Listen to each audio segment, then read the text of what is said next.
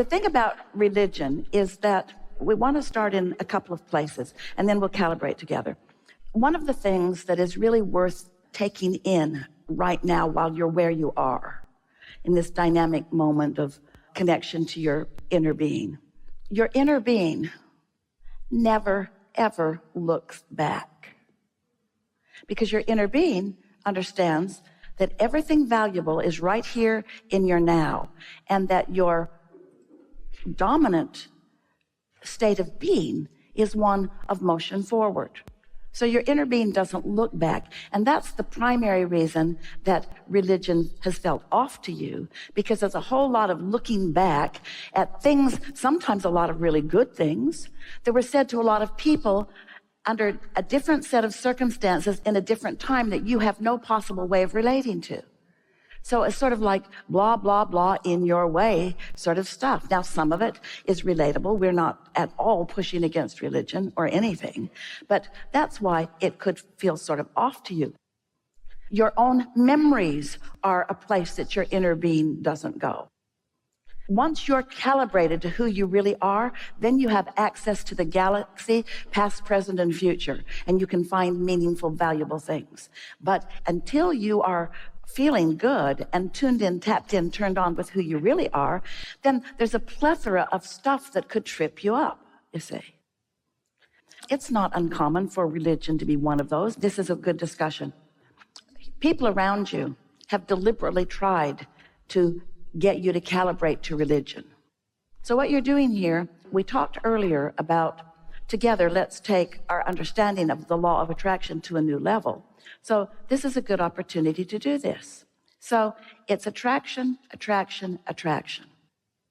So your mother, for in whatever way she went about it, has come to some beliefs that she feels very strongly about.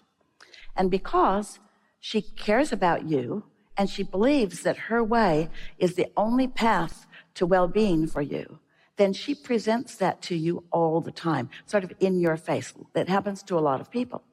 So now let's just take that scenario and let's identify what that feels like to you. How does it feel to have your mother very sure of something that you don't resonate with and determined to get you to resonate? People really need your calibration in order to support their belief.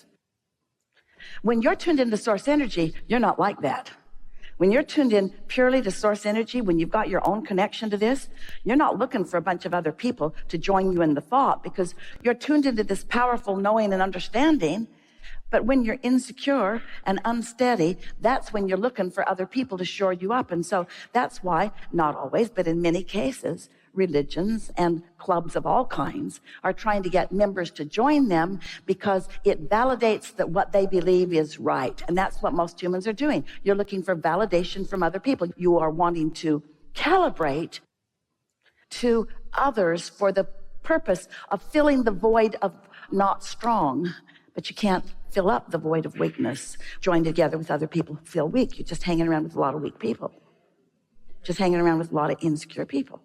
A lot of insecure people that then need to go out and grab other people and drag them in. And they can't get enough people dragged in with them that makes them feel the true love of source.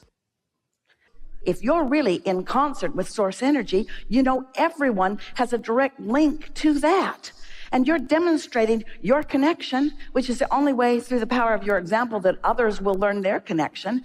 But you're not condemning them and blaming them and shaming them into coming with you. That's that other influence that we're talking about that is not the influence of source. But you know what's bothering you? It's not bothering you what your mother believes, because that's working just fine for her. And it's not even really bothering you that she's trying to shove it down your throat. She isn't even really doing that so much anymore. You just remember when she did. It's the record that you keep playing as you push back, because in the physical world, it feels like if somebody's pushing you someplace you don't want to go, that you have to push back. And when you push back, there's a war against drugs and a war against poverty and a war against teenage pregnancy, and everything that there's a war against is getting bigger, because there's no exclusion in an attraction-based universe. It's your pushing against that that is the subject of this conversation. Let's just cut right to that. Why do you think that you feel a need or an impulse to push against it? Are you afraid it's going to get you if you don't hold your own? If you don't stand up against something, will it overtake you? Much of the world believes that, but it isn't true. So hear this. Let's take all of humanity, because the animals are doing great. Let's take all of humanity and let's acknowledge them in this realm of beingness. And in this big clump of humanity are groups. They've gathered together. The law of attraction has brought them together. They're in groups, like there's Republicans and Democrats and athletes and all variety, and every subject that you can imagine is represented by a group. And the groups overlap, we acknowledge that. But most people identify themselves as part of an ideological group. So there they all are. Your source and we see just two groups among all of humanity. Those who are in this moment, that's key. Those who are in this moment under the influence of who they really are. And under the influence, we mean a vibrational match and therefore letting in the broadcast of that. That's what we mean by under the influence. If you're under the influence of something, you have found a vibrational match to a broadcasting frequency. So source is a broadcasting frequency of love and well-being and enthusiasm and friskiness for the eternal nature of all.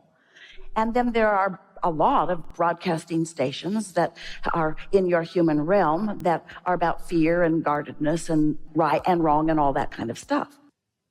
So all of humanity, from our point of view, is in this moment in one group or the other, under the influence of the broadcasting station of source or under the influence of the broadcasting station of something else. That's all. So now, rather than having to sort out the rightness and the wrongness of the behavior and activity or results of the groups, now what you're doing is you're identifying the wholeness of who you have become. We said earlier, if this is going to work for you in a productive way where you can manage and control your own experience, you got to start by accepting that there is another part of you and that that part of you has gravitated toward wellness and goodness. Well, why are we so sure that is true? Why are we so sure that your inner being is in that place of non-resistance? Well, there's some clues. Your inner being never pushes against anything. Your inner being is only about attraction and by the way it feels. But here are some other reasons that we know it for sure. When you as humans come to what you want to call the end of your physical experience, this one, and you call it your death experience, and you reemerge back into non-physical, you do not take any of your doubts and fears with you. You don't take any of those judgments. You don't take any of that with you. You reemerge into pure, positive energy. The vibrational reality, the collective one of mass consciousness, the vibrational reality that you have created, the singular focus of where you're going, not where you've been, who you really are vibrationally. Now, all of humanity is in the process of moving from where they are to who they really are. In the moments that you're over there, you feel wonderful.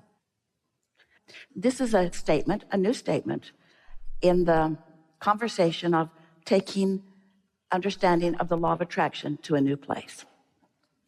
So, your source energy is broadcasting, not telling you what to do, not commanding, not demanding, not asserting, just knowing what it knows and joyful in the knowledge and broadcasting that. Now, maybe you've been in a fearful religion class where you really want to be good, but you don't know what that means.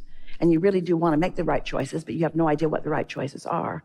So you're in a state of confusion and, as a result of most religion classes, in a state of being pretty worried and mad at yourself because you remember, by their standards, all the bad choices that you've made, and by their assumption, you are not in a good place in terms of hereafter. So here's source focused right on you, broadcasting love and understanding of who you are. But you're guilty and embarrassed and whatever, so you're not letting it in. Well, since attraction, do you know that source or your inner being or Abraham or whatever you want to call this particular focus of non-physical energy, it just bees and attracts. It doesn't assert. So it can't assert what it knows into your experience any more than a healer heals like that. That's not what's going on. There is no assertion. You got to find some way of calibrating to what that feels like. Sometimes music puts you there. Sometimes your dog or your cat puts you there. Sometimes a sexual experience puts you there, or walking on the beach puts you there. There could be any number of things as you're responding to life. And sometimes you're there and often you're not. But when you get hold of the piece, and it's a hard piece for humans to get hold of, when you have identified, just even if it's briefly, and then isolated and calibrated to the love of source, you'll never need it from any other place again, because nothing else compares to that fullness, you see. But the thing that makes what we are teaching and what's natural to all of you who come forth difficult, because you've been taught so many things in action and behavior of things that you should do in terms of action and behavior, and you're not taking into consideration how it feels. Do you ever smile at people that don't let it in? And if that upsets you, you're not as tuned in as you think you are. If you're smiling just to make the world a better place, you're jacked up. But if you're smiling because you feel like smiling, it doesn't matter who's getting it. Look at the kids. They're having so much fun. They're annoying to most of the adults, and they don't care. They don't care. And that's what we wish for all of you. We wish you to be tuned in, tapped in, turned on, blowing and flowing. And those who are ready for you will draw you in, and you'll have magnificent experiences together. And you cannot document behavior and call it right and wrong. It's about what's happening with law of attraction. Because we promise you, source energy, what man wants to call God, wishes and desires the best of everything for all of you, but doesn't try to assert it, because that's not how the universe works. Just holds the vision of it. And you find it or you don't. And that's the truth of who you really are. That's how you know when you're lined up, when you're allowing, and when you're not. It's very easy to know. You're feeling within yourself an understanding of what it feels like when you choose alignment and what it feels like when you choose otherwise. And most of all, not beating up on yourself while you're figuring it out. Because sometimes always in the moment of choosing something that feels bad, you're calibrating to it. And as you're calibrating to it, you're calibrating something else too. So you constantly have those choices. You cannot ask one other person to be different than they are without departing in that moment from the vibrational essence of who you really are. You can't push against anybody, because your inner being won't push against anybody. That's when Esther says, Abraham, you need more information. If you knew what I knew, you'd push against with me. So what that's saying is, listen to what she's saying in that bogus statement. Abraham, you need to calibrate to me. Then I won't feel bad.